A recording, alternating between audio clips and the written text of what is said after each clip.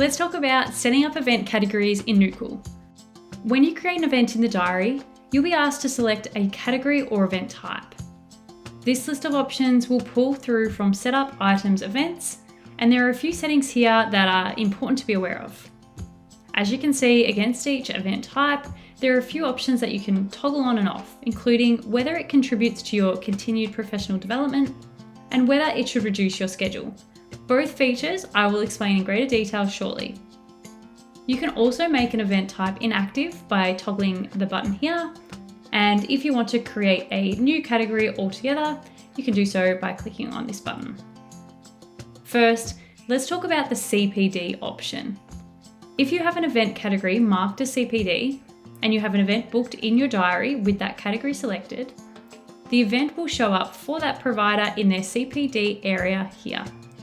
You'll see all the dates and times where you have undertaken any CPD event activities, and even have the opportunity to upload proof of attendance or anything else that you may require.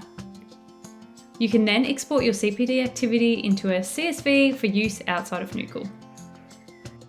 Next, let's take a look at the Reduce Schedule functionality. By activating this option on an event category, the duration of the event booked in the diary will be deducted from the provider's scheduled minutes for that day, and also won't be included in their occupied minutes, ensuring their true occupancy is reflected in reporting. Let me demonstrate this by using an example in the diary. But first, I'm going to set up our public holiday event category to reduce schedule, but our internal meeting will not have the reduced schedule activated. So, in the schedule for Avery, they work every day from 9 till 4, which is 7 hours or 420 minutes of availability. As you can see, we have the internal meeting category booked for the entire day on Monday, which is not set to reduce schedule. And then we have the public holiday category that is set up to reduce schedule, booked for the entire day on Tuesday.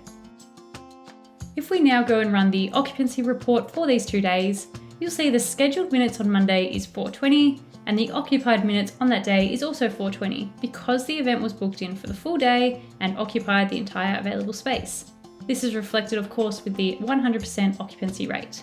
However, on the Tuesday, because our event category was set to reduce schedule and the event took up the entire day, the scheduled minutes is showing as 0, the used minutes is also showing as 0, and therefore the occupancy is 0%. You'll also see the provider's occupancy rate reflected in the diary at the very bottom of the screen. As you can see, there are many different settings in the event categories that can be customized to streamline your CPD and occupancy reporting, so be sure to check it out today.